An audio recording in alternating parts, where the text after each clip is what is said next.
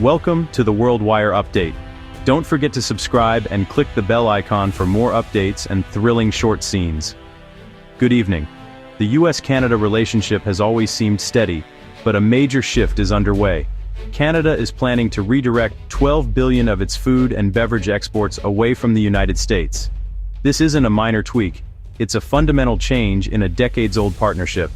The move is a direct response to years of trade disputes and uncertainty from Washington. That $12 billion is about a third of all Canadian food and beverage exports to the US-Canada, wants to protect its economy and build a more resilient, independent food industry. For most Americans, this trade relationship is invisible, until now. Canada's plan is a wake-up call. Our actions have consequences beyond our borders. They're saying they can't afford to put all their eggs in the US basket anymore.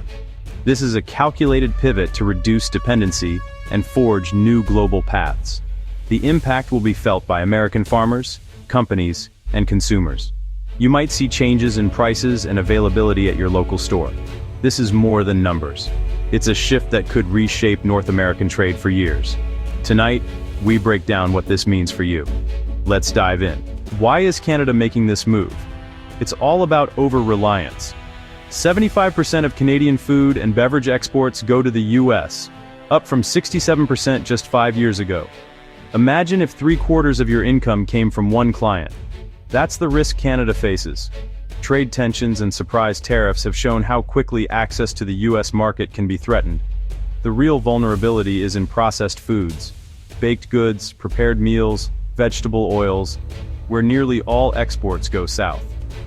In contrast, only 31% of Canada's raw agricultural goods are sold to the US. This has created a two-tiered economy, globally connected for raw goods, dangerously dependent for processed foods. Canada's new strategy is about reducing risk and building resilience. JP Gervais, chief economist at Farm Credit Canada, says a balanced trade portfolio is essential for long-term health. This isn't about ending trade with the US, it's about creating a safety net. By diversifying, Canadian producers can better weather future storms. It's a proactive move for a more secure economic future. The lesson: no country wants to be at the mercy of a single customer. Canada is taking steps to ensure it never is again. The US will remain a key partner, but not the only one. This is about survival in an unpredictable world. The stakes are high. Canada's $12 billion shift is a detailed, three-part strategy. The goal: cut food and beverage exports to the US by a third, down to half of 2023 levels. First, Canada will redirect $2.6 billion of exports to its own domestic market. This Buy Canadian push replaces US imports with homegrown products, boosting food security and local jobs. Second, the big move, $9.4 billion in exports, will target new global markets, especially in Europe and Asia. Canada is seeking out regions where it has trade advantages and growth potential. Third, Canada will leverage its 15 free trade agreements covering 51 countries and 66% of global GDP. These deals, like those with the EU and Pacific partners, give Canadian products a leg up abroad. The plan is to aggressively use these agreements to open new doors for exporters. It's a coordinated effort: domestic focus, global expansion, and smart use of trade deals. The aim: a more balanced, resilient export portfolio. Canada is betting big on its ability to adapt. The world is its new marketplace. What's actually shifting in this $12 billion plan? The focus is on processed, value-added foods, Canada's most vulnerable export sector. Prepared foods, especially baked goods, are the biggest category. In 2023, Canada exported $8.6 billion in prepared foods. 90% went to the US baked goods alone. $5 billion, with 95% sold to Americans. The new plan aims to shift $2.1 billion of baked goods exports away from the US, targeting Europe and Asia. Vegetable oils like canola oil are next, $5.1 billion exported, 92% to the US. Canada will cut $1.8 billion of these exports from the US market, seeking new buyers abroad. Animal feed is also on the list, with a $131 million shift mostly absorbed by Canada's own livestock industry. These changes mean American buyers and Canadian sellers will both need to adjust. supply chains will be reworked, and familiar products may become less common on U.S. shelves. The bottom line, Canada is targeting its most U.S.-dependent sectors for change. The ripple effects will be felt on both sides of the border. Canada's pivot isn't just a Canadian story, it hits home in the U.S. American businesses relying on Canadian imports will face disruptions and higher costs. Some U.S. farmers may benefit if Canadian competition drops, but others could lose sales to Canadian processors.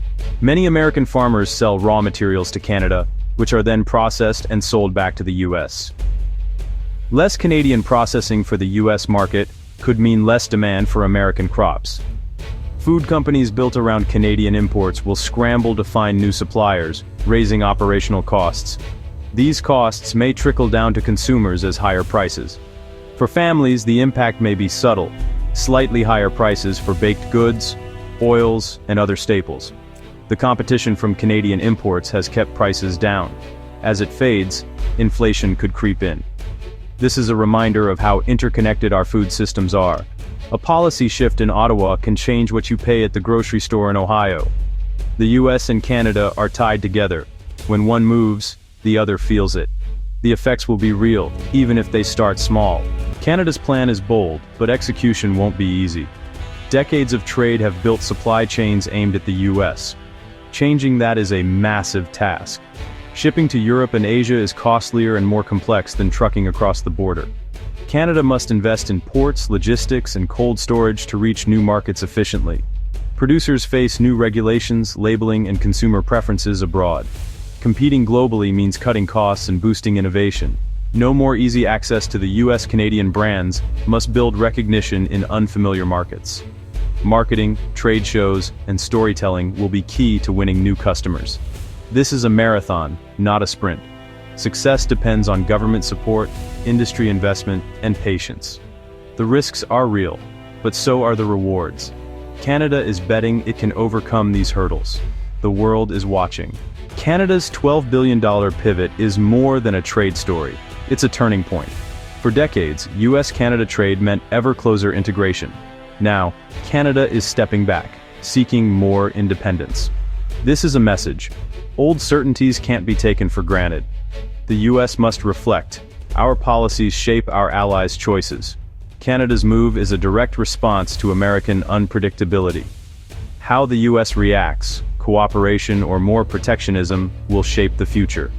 We may see a more balanced, less integrated relationship, with new competition and innovation. Canada's strategy mirrors a global trend, countries diversifying to avoid being caught in big power disputes. Ultimately, this is about managing risk and controlling destiny in a volatile world. Challenges for some US industries, but also a chance for a new kind of partnership. The next chapter of North American trade is being written now. How we respond will define our economic future. The story is far from over.